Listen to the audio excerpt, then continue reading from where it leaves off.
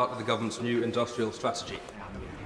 So well, Northern Ireland does indeed have a great industrial heritage. An example of that is, of course, Titanic Studios, which was the paint shed for Harland and Wolff and now hosts a lot of filmmaking in Northern Ireland. And another example of that is the revival of Harland and Wolff, which, thanks to the takeover by Navantia, is going to be building the 3 new Fleet Solid support ships for the Navy. Those are 2 really good examples of Northern Ireland's strength.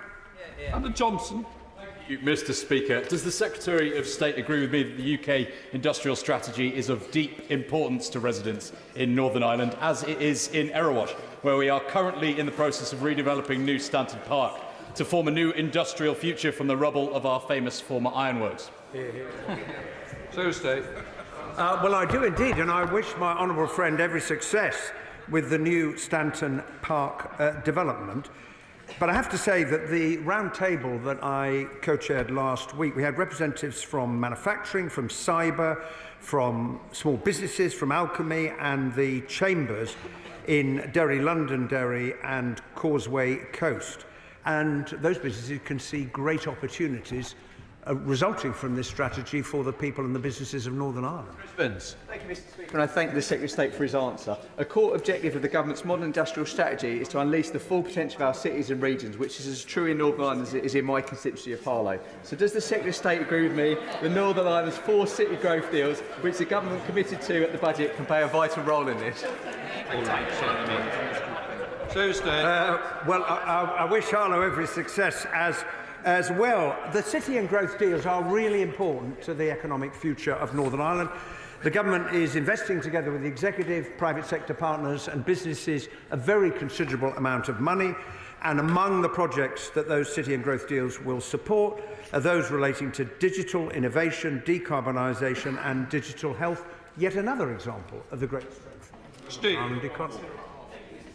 If we want to boost productivity, drive clean, green power and build a resilient economy across the UK, collaboration is going to be essential. So can the Secretary of State set out what political engagement he's had with business leaders and other politicians on working together to deliver the best for Northern Ireland and the United Kingdom? Well, I'm grateful to my honourable friend for that question. Last Thursday, I visited Foyle Port.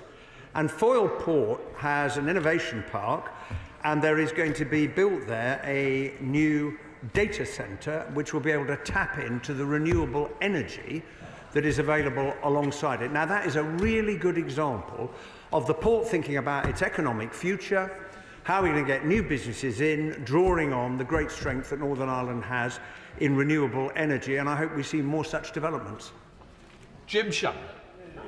Thank you, Mr. Speaker. I was just, you were looking at the other Jim, you know. Can I thank the Secretary of State very much for... Jim, you instead, back. Thank you, Mr. Speaker. My constituents in Falkirk saw first-hand the failure of governments to collaborate in the previous Parliament. What engagement has he had with political business leaders and sector leaders such as those in bus manufacturing to work together to deliver the best for Northern Ireland? Well, my honourable friend gives me the chance to talk about the great success of Wrightbus in Ballymena, which has won a huge new order from Go Ahead, is making electric and hydrogen buses of the future. They're taking on more staff, and I would encourage anyone who is thinking around the United Kingdom of buying buses for their fleet to look and see what is available at Wrightbus. Thank you, Mr. Speaker. Thank the Secretary of State for his answers. Can the Secretary of State further outline what representation he has had with Cabinet colleagues to ensure that the UK industrial strategy pays more than lip service to the position of Northern Ireland, when we understand that our manufacturing industry, as seen in aerospace, shipbuilding and defence industry, which has a global reputation as being top class? And how will the Secretary of State advocate for our own government to invest in these sectors even further and even better? Thank you so much. Well, I have already pointed out to the House examples of that investment. In relation to Harland Wolff, I would add the order that's going to Thales to make more missiles for Ukraine, which will create an additional 200 jobs. Northern Ireland, as I think the answers I've given already demonstrate, has enormous strengths, and the task of the strategy and all of us is to build on them. Alex Easton. Thank you, Mr. Speaker. Can the Secretary of State give safeguards on the benefits of UK industry strategy, such as economic growth, innovation, research and development, against the adverse effects from the Windsor Framework? Well, the Windsor Framework is a necessity arising from our departure from the European Union, because you've got two trading entities with different rules and an open border. And some arrangement had to be put in place in order to manage that. But the goods are continuing to flow both ways across the Irish Sea. And I would point out to the honourable gentleman that the growth rate in Northern Ireland is higher than the UK as a whole. It also has the lowest unemployment in the UK. Lynn Swan. Thank you very much, Mr Deputy Speaker. Sorry, Mr Speaker. Apologies. That's you not being apologised. It's the last call for a while. I'll write to you later, sir. Mr Speaker, can I ask the Secretary of State, in regards to the international trade that the member of North Down just mentioned, can I ask him what assessment has been made in regards to the UK industrial strategy, actually, and the impact of US tariffs that may come on Northern Ireland goods manufacturers? Well, we will discover more later on today about the decision that we're told the US administration is about to make. Tariffs are not good for any country. They're not good for the global trading system. But we will have to see what the consequences are. Any tariffs that the United States of America puts on the United Kingdom will be felt equally in Northern Ireland and in Great Britain, but we will not hesitate to take the action that is necessary to respond, but we're not going to take snap decisions, because we are also trying to negotiate an economic agreement with the United States of America. Jim Allister. Industrial strategy would be very welcome, but isn't the reality that any assistance under an industrial strategy in Northern Ireland would be subject to EU state aid rules? Any raw materials to industry in Northern Ireland come from GB would have to pass through the international EU customs border, and many goods would have to be made to EU, not UK standards. Therefore, unless or until we get rid of those hindrances, how do we liberate such a strategy? Well, as I pointed out in answer to the previous question, the Windsor Framework that was negotiated by the previous government, a huge improvement on the Northern Ireland Protocol, is the only available means of managing the challenge: two systems, two different sets of rules, open border. And not all members of the House may want to recognise that fact, but it is a fact, and we have to deal with it. Colin Eastwood. The Secretary of State will be aware that over the last couple of decades, investment from US companies in Northern Ireland has been very important for economic growth and cementing the peace process. As we all wait the announcement from the President of the United States later today, will the Secretary of State give some thought to supporting businesses that could be very detrimentally affected by any potential tariffs in Northern Ireland? Well, we are going to have to wait and see what the US administration decides. And as I've already indicated, the government will take the steps that are necessary in the national interest. But we are seeking to negotiate an agreement. And that work is continuing, notwithstanding what is announced later today. Shadow Secretary of State Alex Barr. Thank you, Mr Speaker. As the House has heard, later today we are expecting Washington to announce the biggest changes to its tariff regime in a generation. This may cause huge disruption to industry and business throughout the United Kingdom, and that disruption may be particularly felt in Northern Ireland. What guidance has the government provided to businesses in Northern Ireland to help them prepare for different scenarios? Well, we don't yet know what, apart from the tariff on cars and the tariff on steel and aluminium, what else the US administration may announce later today. But the effects of any tariffs, if they are imposed, will be felt equally in Northern Ireland and across the rest of the United Kingdom. We will have to deal with the consequences when we know what the US administration has decided. Alex Burkhardt. Well, I'm afraid, Mr Speaker, that reveals that the government hasn't provided business with any information to help it prepare for the different scenarios that may be emerging. Now, as the Secretary of State will be aware, in some scenarios, Northern Ireland because of its unique arrangements, may be particularly disadvantaged in a trade war. If that happens, will the Secretary of State confirm to the House that the government will be prepared to use Article 16 of the Windsor Framework to take unilateral safeguarding measures to protect businesses in GB and Northern Ireland? Well, in respect of tariffs that affect the whole of the United Kingdom, as I've already said to the honourable gentleman, we'll have to see what they are and take the appropriate action in response. If the EU retaliates, then there is an issue in respect of Northern Ireland, as he will be well aware, but there is the tariff reimbursement scheme, which he will be aware of, and that means that provided those businesses can demonstrate that the goods they have bought from the United States of America are not leaving the United Kingdom, then they can get that tariff reimbursed. Lundberg. Question 2, Mr. Speaker. Secretary of State. With permission, Mr. Speaker, I will answer questions 2 and 10 together. The government's commitment to increase defence expenditure to 2.5% of GDP from April 2027 will provide an opportunity for defence companies in Northern Ireland to secure investment and create jobs.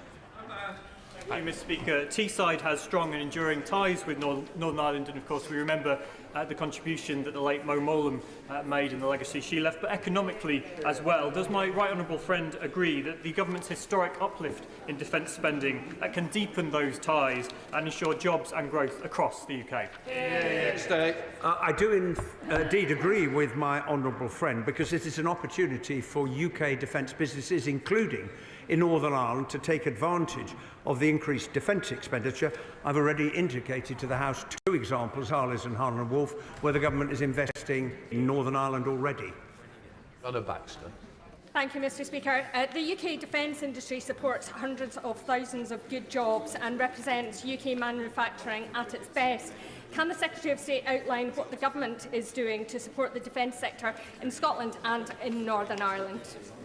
Well, the most important thing we're doing, Mr. Speaker, is to increase defence expenditure, which will provide the opportunities I referred to a moment ago. I would also very much welcome the step that the Ministry of Defence has taken to announce a new hub for small and medium-sized enterprises so they can have better access to the defence supply chain, and the MOD has also committed to set by July this year a target for spending on SMEs. Robertson. Mr. Speaker, the Secretary of State may recall that 2 years ago I launched a report that highlighted Northern Ireland receives 1/5 of the UK average spend in relation to defence, and that incorporates the commitment for Harland and Wolff, which I worked on and greatly welcome. I welcome the announcement of £1.6 billion of a contract for Talis, but does he accept that the last government committed to a thorough and thoughtful publication of how they would support continued growth within the Northern Ireland defence sector, and will he commit similarly to do so? Well, I'm grateful to the right honourable gentleman for his question. The Ministry of Defence have agreed to deliver precisely the safeguarding the Union commitment through their defence industrial strategy, which is going to look at how the UK's defence technological and industrial base can contribute to the government's growth mission, including in Northern Ireland. Gavin Robinson. Mr. Speaker, to the Secretary of State for that response. Today, this afternoon, this House of Commons will recognise 125 years of the Irish Guards as a British regiment, and so when we consider the capacity to arm those to defend us, should we not also continue our resolve to defend those who stand up for the values of this nation? In terms of legacy, will the Secretary of State commit to defend those who defended us? I certainly will. And those who served in Operation Banner were protecting the people of Northern Ireland and standing up for the values of our country. And we've discussed that a great deal recently, and since I last had the opportunity to address the House, he will have seen the decision that the Ministry of Defence has taken to judicially review the Clonaux inquest verdict, a decision that I support. Lyndon. Over eager, Mr. Speaker. Number 3, please. Minister.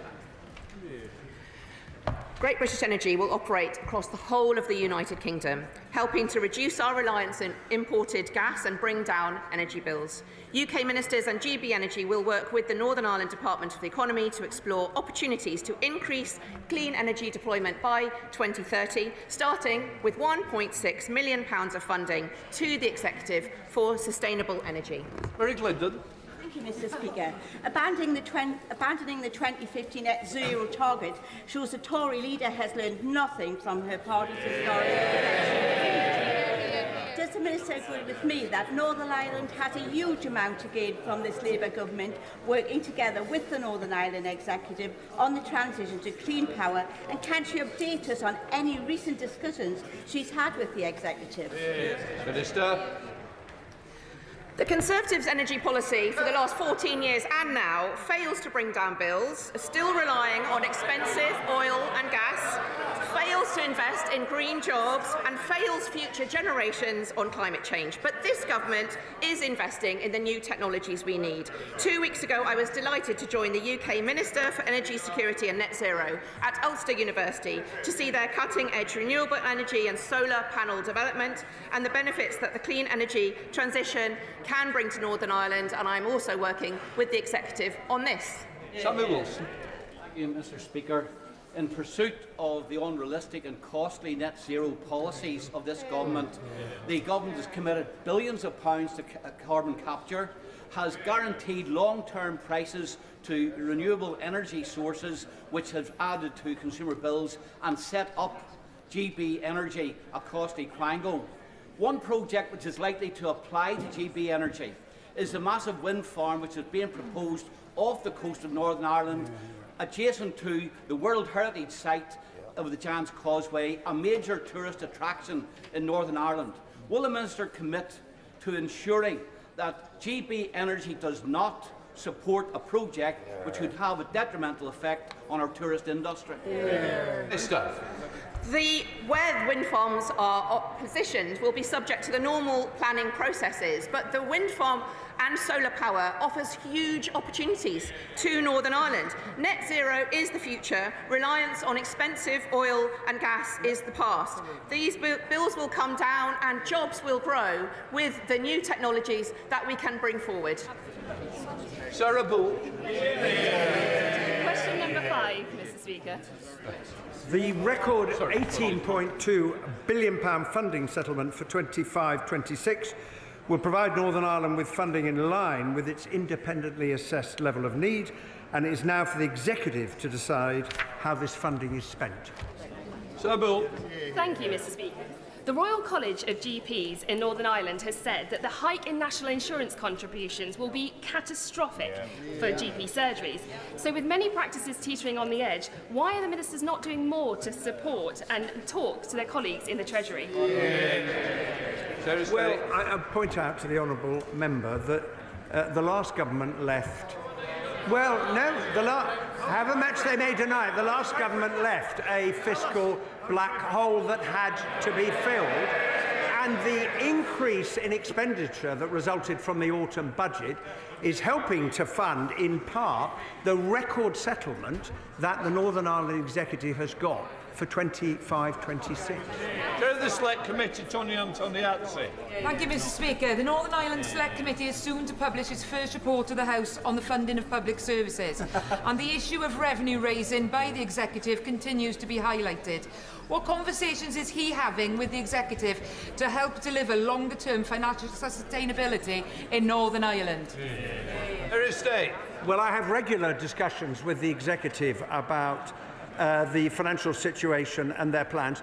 The truth is very simple. All governments around the world, including the Northern Ireland Executive, have choices to make with the resources they've got available as to whether they seek to raise revenue to fund more things, including further investment in health. Those are choices for the Executive to make, but if they don't make those choices, they have less funds than would otherwise be available to them.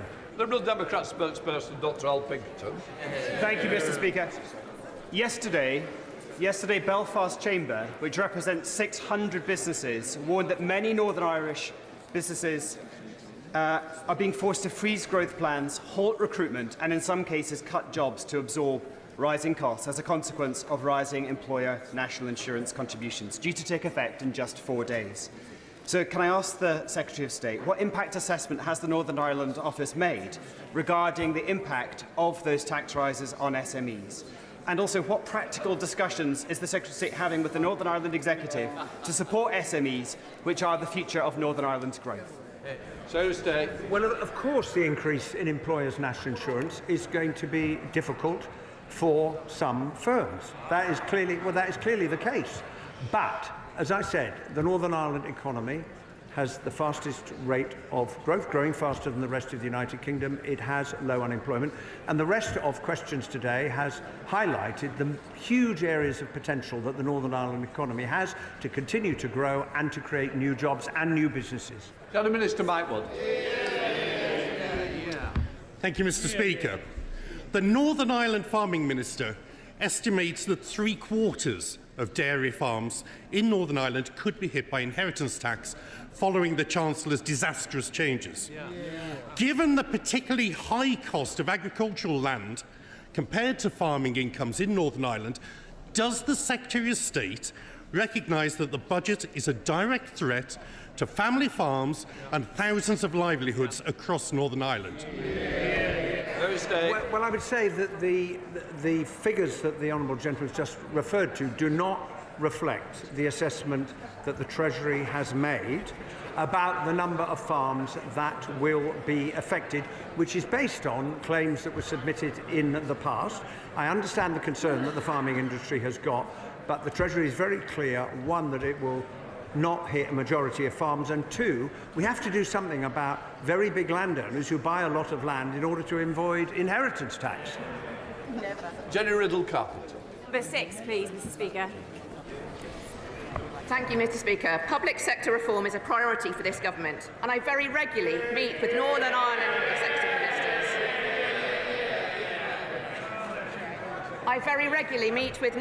executive ministers. Unions and public service providers. Most recently, the government and executive agreed £129 million of funding for public service transformation for health, special educational needs, justice and wastewater. Jenny Riddle-Carpenter. Thank you, Mr. Speaker.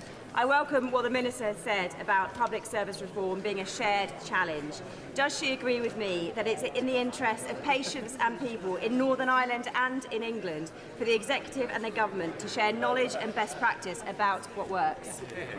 Minister.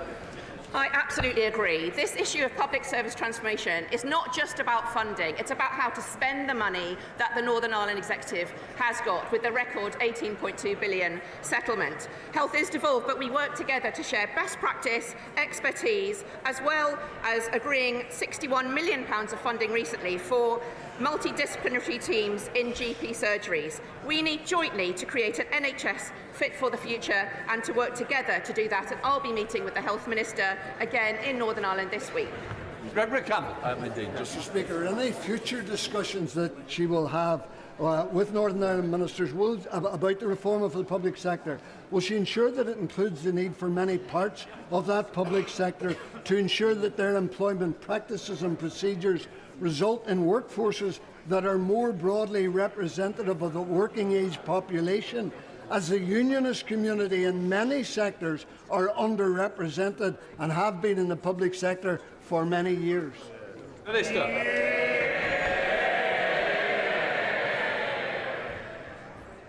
Workforce challenges are a huge part of public service transformation. There are workers across Northern Ireland doing fantastic work in health, in education, in justice, and they need to be supported to do that and to be representative of the community. Those issues about workforce are a devolved issue, but they are important. But supporting our workforce, working with unions as well to do this, is an important part of our working together in an active partnership with the Executive. Before we come to Prime Minister's questions, I wish to inform the House about my recent trip to Ukraine. It was at the invitation of Ruslan Stefanchuk, Chairman of the Rada in Ukraine. I joined speakers from across Europe in a memorial service to mark the 3rd anniversary of the Bucha massacre and to hear the important testimony of the survivors of this terrible atrocity.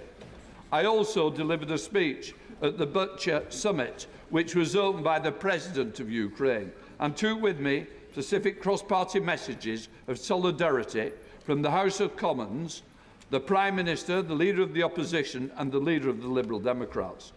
The appreciation felt by the people of Ukraine at the support offered by this House, the people of the United Kingdom, should not be underestimated. Indeed, his nightly address on Monday, President Zelensky explicitly expressed his thanks to the United Kingdom for the support provided to them. Order, order. We now come to Prime Minister's questions. John Grady. Question number 1, please, Mr. Speaker. Prime Minister. Mr. Speaker, just picking up on your comments, can I say that on Monday night I spoke to President Zelensky and he wanted me to pass on to you his thanks for attending in Ukraine, particularly on the 3rd anniversary of the massacre at Bucha, which I've been to Bucha. It's a terrible, terrible 3rd anniversary, so I pass on those thanks. Mr. Speaker, we've been preparing for all eventualities ahead of the confirmation of US tariffs later today. Let me be clear with the House. A trade war is in nobody's interests, and the country deserves, and we will take, a calm, pragmatic approach. That's why constructive talks are progressing to agree a wider economic prosperity deal with the US. That's why we're working with all industries and sectors likely to be impacted. Our decisions will always be guided by our national interest, and that's why we have prepared for all eventualities, and we will rule nothing out. Mr. Speaker, our deepest sympathies are with the people of Myanmar and Thailand. We are sending immediate life-saving support to assist their efforts. May I also extend my personal condolences to the family, friends and colleagues of Christina McKelvey. She was much loved and will be sorely missed, especially by our colleagues in the SNP here and in Scotland. Mr. Speaker, this morning I had meetings with ministerial colleagues and others. In addition to my duties in this House, I shall have further such meetings later today. John Grady. Thank you, Mr. Speaker. This week, the full state pension will rise by £472 a year, putting money in the pockets of pensioners in Glasgow and across the United Kingdom. Does the Prime Minister agree with me that this rise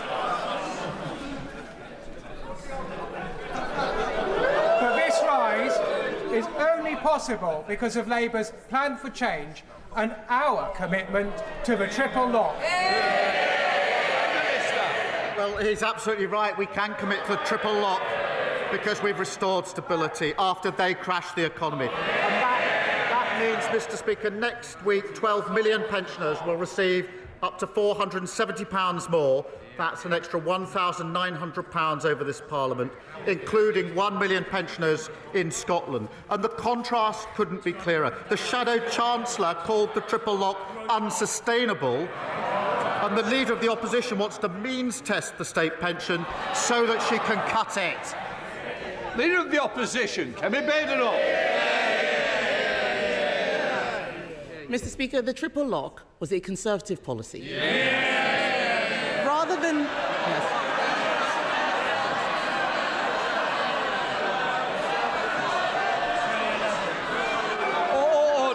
Order. I know... You was inadvertently said. Carry on, Leader. Rather than the Prime Minister congratulating himself for what we did, why don't we talk about what he's doing? From Sunday, Labour's jobs tax will mean many British businesses face a terrible choice: to cut wages, put up prices or sack their staff. What is the Prime Minister's advice to those businesses? Well, Mr. Speaker, she says the triple lock was Conservative policy. It was once thought to be the party of sound finances, but they blew all of that. Mr. Speaker, she asked what we're doing. We're clearing up the mess that they left. We're dealing with global instability, and we recognise the pressures that are bearing down on businesses and individuals and working people. That's why we're rolling up our sleeves. And yesterday, Mr. Speaker, I was pleased to announce the national living wage increasing by £1,400. That's a pay rise for millions of workers. We've announced £150 for the Warm Homes discount, extended now to 6 million households. That's 1 in 5 families. And wages are going up faster than prices. And never forget, the party opposite, worst living standards on record, inflation up to 11%, public services left on their knees.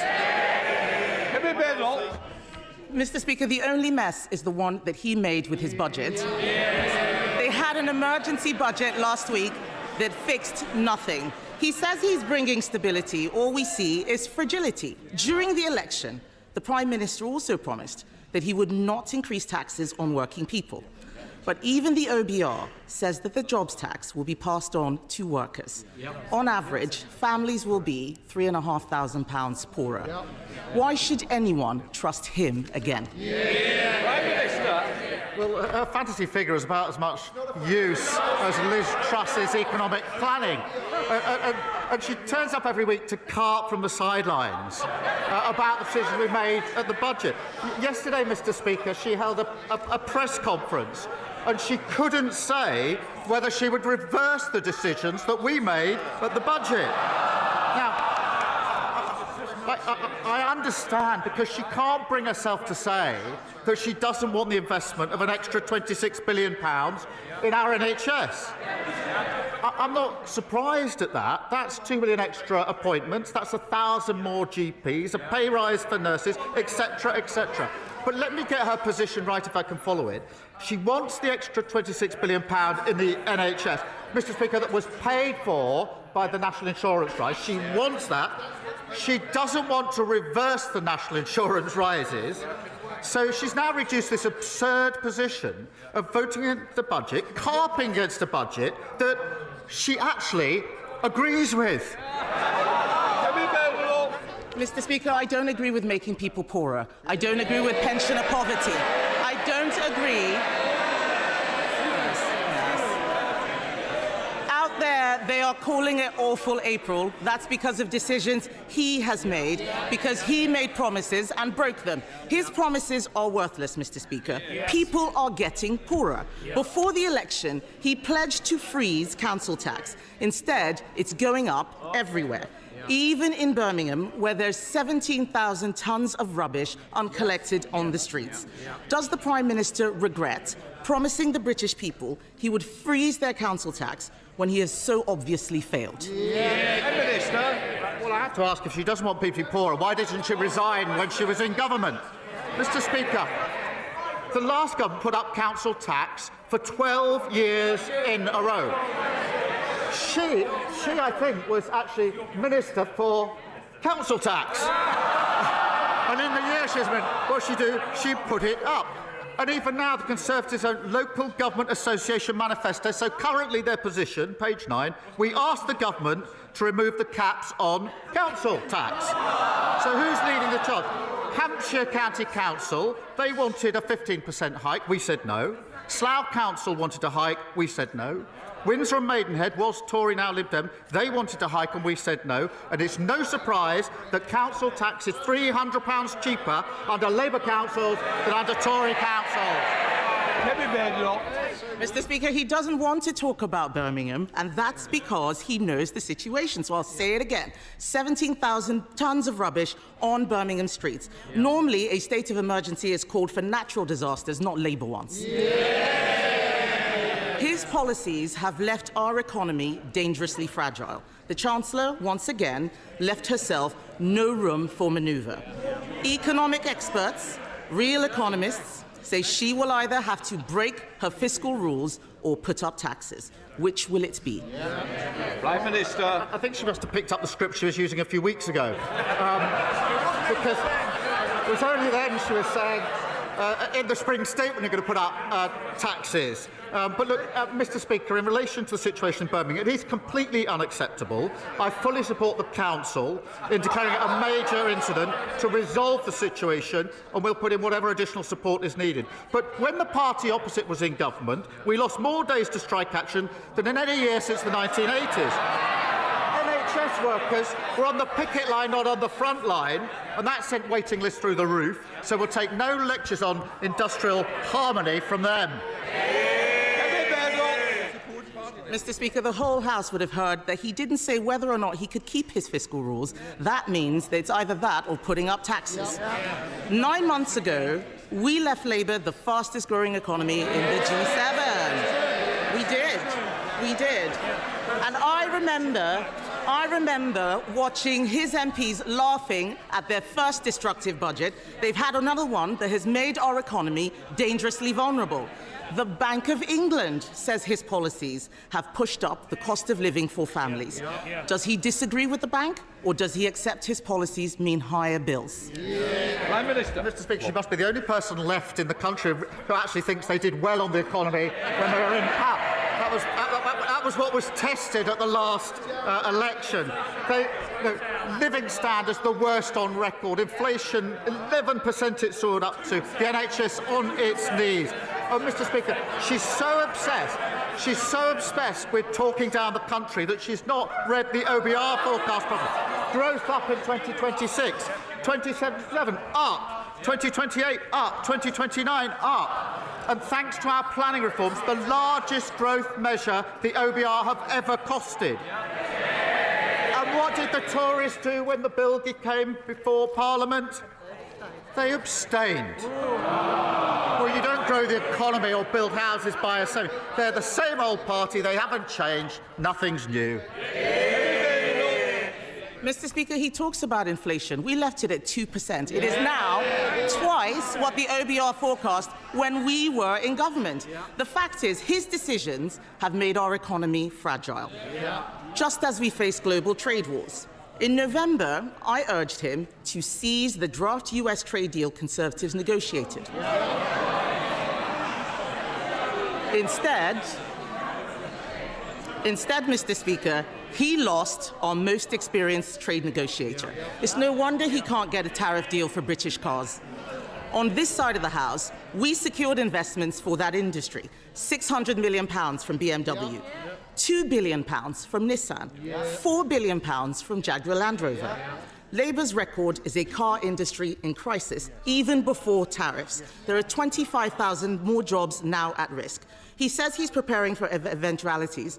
Can the Prime Minister tell us exactly what he is doing to protect the British car industry from his failure to negotiate? We're taking a calm, pragmatic approach and keeping our feet on the ground. There are constructive talks that are ongoing on a wider economic prosperity deal with the US. That is really important at this moment. We are working with all sectors that are likely to be impacted, and we're guided by our national interest at all times. And that's why we've said we won't rule anything out. But it is important at a moment like this that we don't have knee-jerk reactions, that we are actually cool-headed about this, and that's why we won't rule anything out. But she must be. She's the Trade Secretary. She was the Trade Secretary, Mr. Speaker, who failed to get a trade deal with the US. Mr. Speaker, today the Trump administration will announce new tariffs that will hurt working people in the US and around the world. Would the Prime Minister agree with me that at a time when big tech has grown fat by corrupting our politics and preying on young people, that the wrong approach would be to pander to his bullying tactics and the tech millionaires in his imperial court by cutting the digital services tax? Can he assure the public that the poorest won't get cuts while the richest get a free ride? Prime Minister. Well, I thank her for raising this. It is an important issue, and there are issues in relation to Northern Ireland in particular that we have to deal with very carefully. We will, Mr. Speaker, always put the national interest first, and that's why I'm pleased that talks are ongoing and they're constructive talks. I do believe that a trade war is in nobody's interest, and all of the sectors and industries impacted are of the same view. So we'll continue to make that progress in the national interest.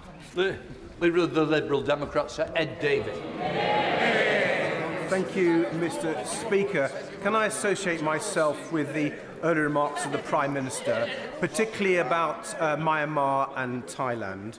And can I support the aid that is going and hope that despite the budget cuts we can be as generous as possible because of the humanitarian crisis there?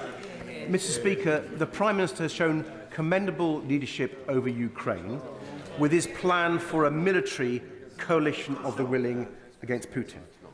Will he now provide similar leadership with an economic coalition of the willing against Trump's tariffs for free trade so we can avoid a global trade war and a global recession? Prime Minister. Mr. Speaker, I think every week he tries to tempt me to make what I think is a false choice between our relationship with the US and our relationship with other countries, particularly Europe. I think that's the wrong choice on defence, on security and intelligence, for reasons that we've rehearsed across this chamber. I also think it's wrong on trade and the economy. We have a good deal of trade, a balanced trade relationship with the US, and I believe that our interests are best served by calmly trying to secure a deal which is in our national interest, whilst at the same time preparing and leaving all options on the table. Sir Ed Davey. Minister's reply.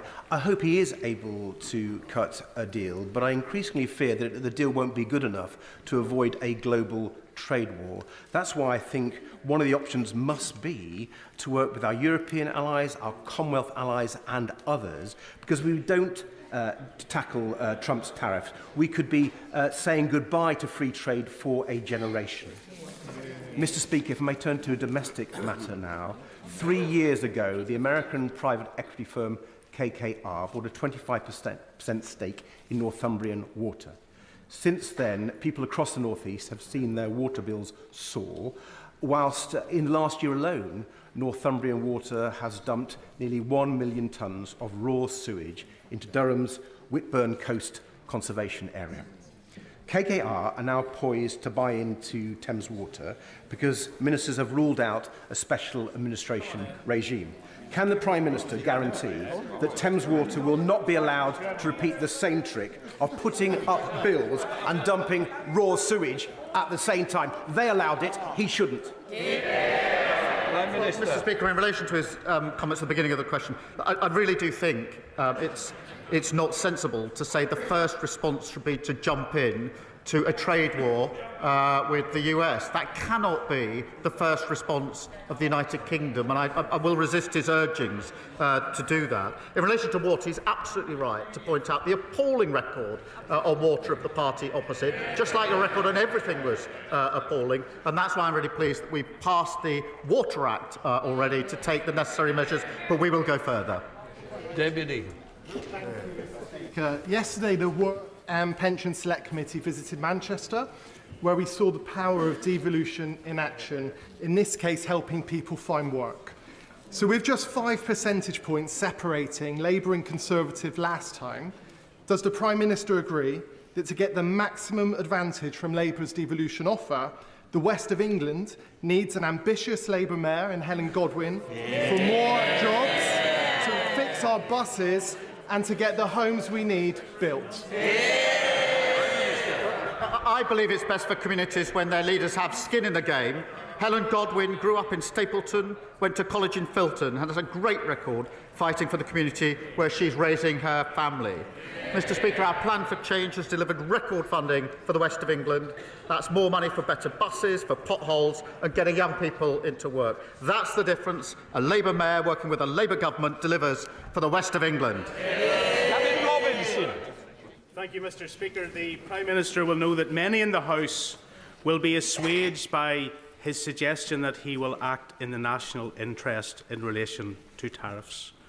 But most won't have considered that in acting in the national interest, what occurs in Northern Ireland is no longer solely in his control. He knows that exports from Northern Ireland are UK exports, rightly so. Yet imports to Northern Ireland could lay at the consequence of EU retaliatory action. In keeping all of his options open, now we have to live in a world with the consequences of the last government with his support. Will he indicate that he is prepared to take steps to either exempt Northern Ireland from EU action or take retaliatory action if they do not? Prime Minister. Can I thank him for raising this issue, which is of real importance to his constituents and everybody in Northern Ireland. It is a very serious issue. That's why we need to be calm and pragmatic. And I think that's what workers and businesses in Northern Ireland would want to see from this government at a time like this. We are, as he would expect, looking carefully at the details of any retaliatory tariffs announced by the EU, if they are, and what impact they might have on businesses. As he knows, where goods do not enter the EU, then businesses can claim a full reimbursement of any EU duties paid.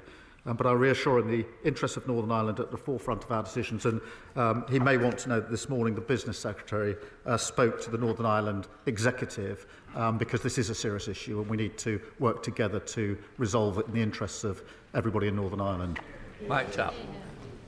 Thank you, Mr. Speaker. While the last government resorted to damaging keyboard diplomacy, this government is leading, bringing 40 nations together this week to tackle illegal immigration. Like the Prime Minister, I've seen firsthand how counter-terror powers can disrupt threats before lives are lost. That same approach is essential in dismantling the smuggling networks, Mr. Speaker. Does he agree it's time the Conservatives and Reform dropped the posturing, put national security first and backed our borders bill? Well, I mean, the party opposite tried an open borders experiment. We are now tackling illegal migration. They talked about flights, Mr. Speaker. We've already removed 24,000 people with no right to be here. Under their Rwanda scheme, which was only ever supposed to return, I think, 300 people a year, what we've achieved in 9 months would have taken them 80 years. We've replaced a gimmick with a real deterrent. Tim Farron. Thank you, Mr. Speaker. The Prime Minister has spoken very movingly and with genuine sincerity and affection about his time as a young man in the Langdale Valley and the Lake District in my constituency and how that helped to shape him. So I wonder if he's aware that the hill farmers who maintain those stunning landscapes in the lakes and elsewhere will be earning on average significantly less or barely half the national minimum wage due to cuts in their income, despite the fact they provide the backdrop to the remarkably important tourism economy. So would he agree to meet with me and upland farmers in the lakes and the dales so that we can design a scheme together to end this poverty and equip our hill farmers to produce food and protect our epic landscapes for generations to come? Yeah. Minister. He and I share a love of the Lake District. And we still go back there with our children now. This is a serious issue, obviously, and that's why we've put a record amount into farming at the budget, but also set out our roadmap. But I'll happily make sure that he gets a meeting with the relevant minister to go through that and to take on board any points he has to make in relation to it. Any bills? Thank you, Mr. Speaker. Hundreds of residents in my constituency at Union Park are facing massive £1 million worth of charges to repair their heating system, to repair fire safety works that haven't been put right by the developer, who has now declared bankruptcy and walked away. Their new freeholder has washed their hands of responsibility and instead is leveraging huge ground rent bills and fines against those residents. Does the Prime Minister agree with me? This is exactly why we have to move forward with our plan, much delayed from the party opposite, to abolish the outdated leasehold system once and for all as part of our plan for change. Prime Minister.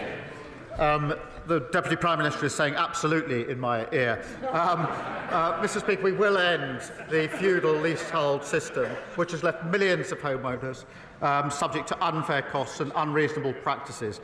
Our reforms include clear standards for repairs and maintenance, and this will give homeowners a greater say in how their homes are managed. And I know the Housing Minister will have heard what he said. Calm. Mr Speaker, this Labour government has failed the British public at every turn. They have abandoned the WASPy women, leaving them without compensation they deserve. They have turned their backs on pensioners by failing to support the winter fuel allowance. They have let down children by keeping a 2-child benefit cap in place, and they will inflict further hardship on the most vulnerable by slashing £5 billion from benefits. But perhaps the most immediate and visible failure, one that poses an immediate and direct health risk to the people of Birmingham, is the appalling financial mismanagement of Labour-run Birmingham City Council. After more than a decade of Labour control, their incompetence has led to mountains of uncollected rubbish piling up on every street, so vast that it can be seen from satellites orbiting space. It is nothing short of a disgrace and a damning indictment of Labour's inability to govern. Will the Prime Minister take urgent action to protect the public health and the people of Birmingham by immediately deploying the... Order. We're meant to ask a quick question, otherwise no one's going. Prime Minister. Well, I've said the situation in Birmingham Council is completely unacceptable, but he might want to tell his constituents that we've delivered 2 million extra appointments for the NHS, so waiting lists are coming down for his constituents. We've delivered the national living wage, a £1,400 increase, including for his constituents. We've got record investment into this country, growing the economy, including for his constituents. Blunder. Thank you, Mr Speaker. My constituents in Harewood and Middleton North are grafters. They want to work and they want to see opportunities created and the skills and investment in infrastructure that we need in future. I welcome the Prime Minister's commitment to fix the transport system in the north of England that's been holding us back, and I would like to invite him to the Aton Valley Development Zone in my constituency to discuss how we can create skilled jobs in North Greater Manchester. Prime Minister. Well, I'm grateful for our question. We will unlock growth across the country in partnership with local leaders and giving powers to those with skin in the game. And we'll fix the North's broken transport system, another thing they left in a complete mess, with nearly £1.7 billion for local buses, for roads and for trams, and an additional £415 million to upgrade the Trans-Pennine route and fixing millions of potholes. And obviously I'll consider her kind invitation. Thank you, Mr Speaker. Since the Prime Minister and I last spoke, more than 6,000 people have signed an open letter to the Health Secretary in support of North Devon District Hospital, which faces a 10-year wait for urgent repairs. Please can I ask the Prime Minister why the hospital is still being denied a ministerial visit, and will the Government consider the Trust's emergency plans, meet with me and the Trust so we can discuss keeping the operating theatres open beyond 2027 to meet capacity? Prime Minister. As in our previous exchange, obviously the unfunded promises, fancy promises of the party opposite, meant his hospital would never have been delivered. They shouldn't moan, they should apologise to his constituents. We had to take tough decisions to make the programme deliverable, which is what we've done. We will continue to support the Trust to maintain facilities in advance of the new hospital investment. And the Minister for Secondary Care will be visiting the hospital, and that will be an opportunity, I hope, for the necessary discussions. Jacka. Mr Speaker, Stone Lodge Academy, a special school in Ipswich, will be one of the first schools in the country to benefit from a new breakfast club this month. It's an important step to tackling Suffolk's decade-long SEND crisis, as is the multi-million-pound funding settlement given to opening new specialist places across the county. Can the Prime Minister outline what steps he will be taking to further break down the opportunities for all children as part of our plan for change? Well, I'm very pleased to say, Mr Speaker, the first 750 breakfast clubs will open this month. And I'm pleased there's an early adopter in his constituency, as well as in the constituency of the Leader of the Opposition. I'm sure she will welcome that one of these weeks. Mr Speaker, that will put £450 a year back in the pockets of working people. Mr Speaker, today we've awarded £37 million to 300 primary schools to create up to 4,000 nursery places from September, making it easier for working families to access government-funded childcare. Martin Vickers. Thank you, Mr Speaker. 2,700 workers at Scunthorpe Steelworks are facing redundancy, many more in the supply chain, and many of them are my Brigg and Gould constituents. It's welcome that negotiations are continuing, but whatever the outcome, significant support is going to be needed for to support the local economy. I know that all those affected would appreciate and be reassured that if the Prime Minister could give an indication that he was personally taking an interest in this, and that at some point in the not too distant future he would meet with me, neighbouring MPs and the council leader to discuss the way forward. Prime Minister.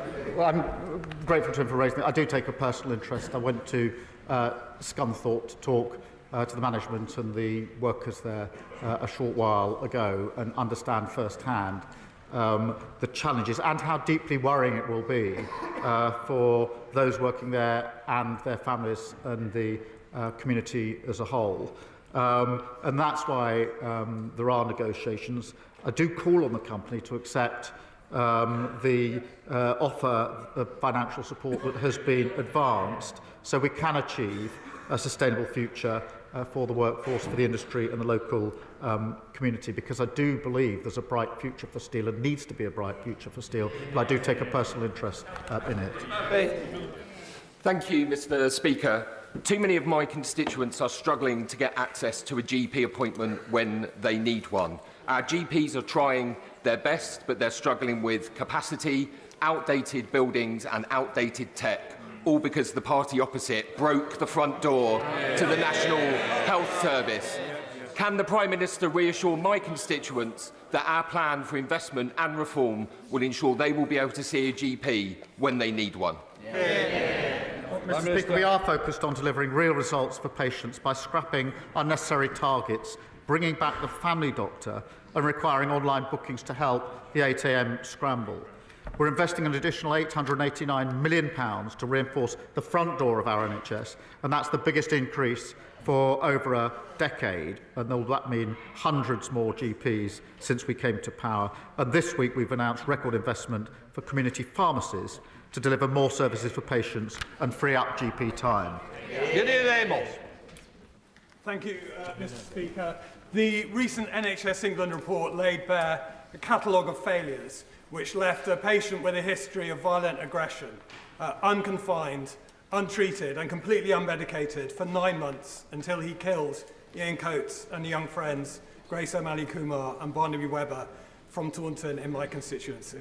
Will the Prime Minister join with me and the people of Taunton paying tribute to the families who have campaigned on this? Will he confirm that a public inquiry is to begin? And will he confirm that in the context of 50% cuts to integrated care boards, that mental health services, both in the community and secure, will not suffer from those cuts? Yeah. Prime Minister.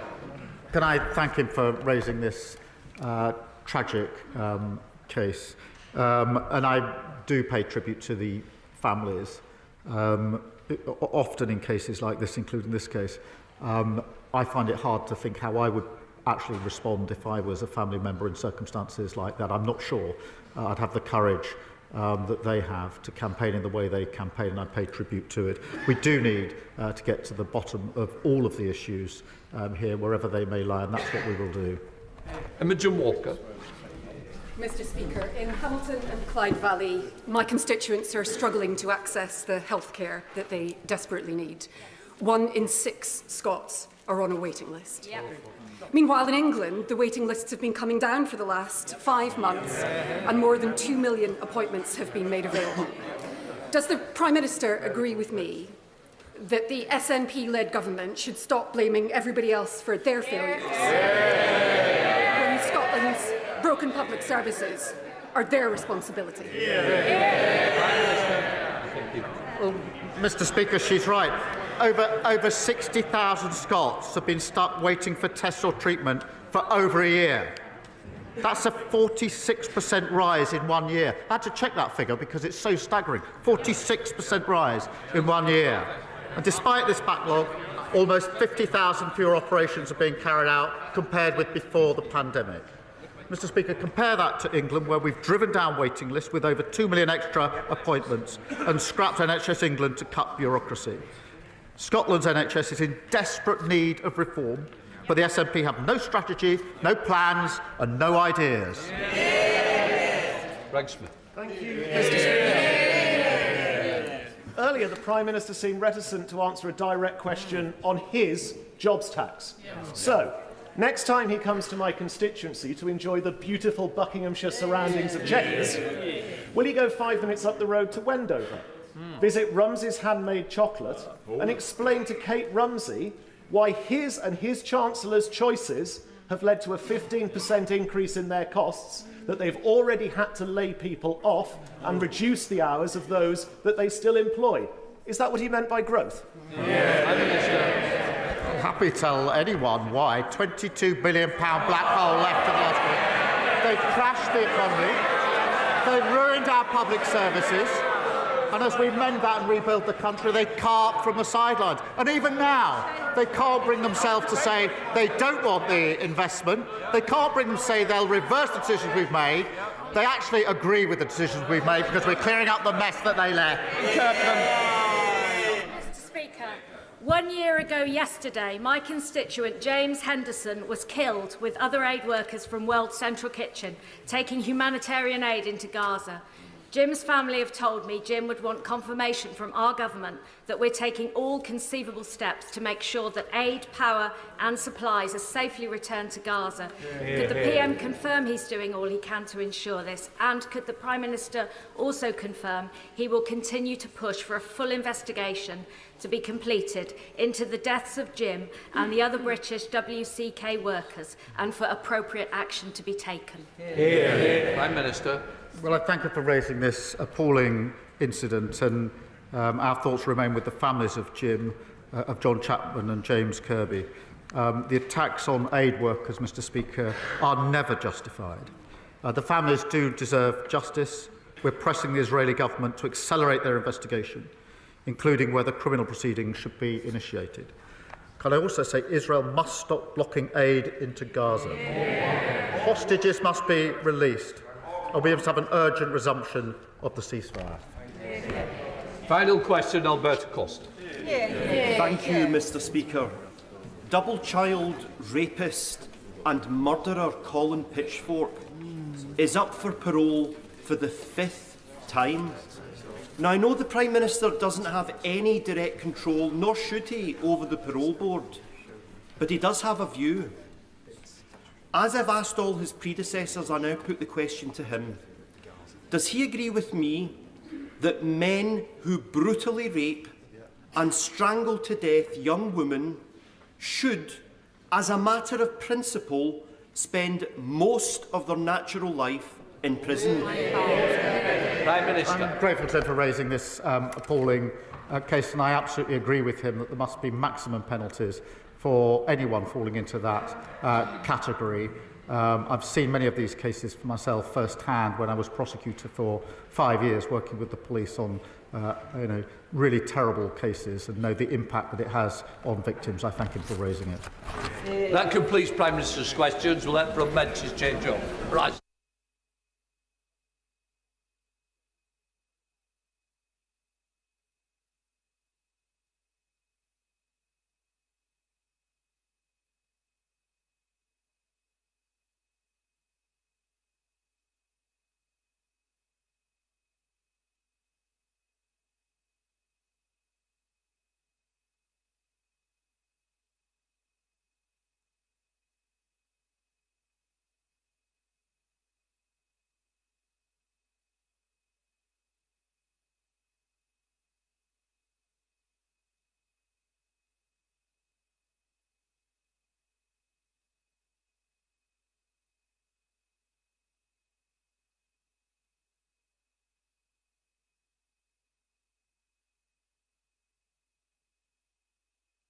Right, let us come to the urgent question.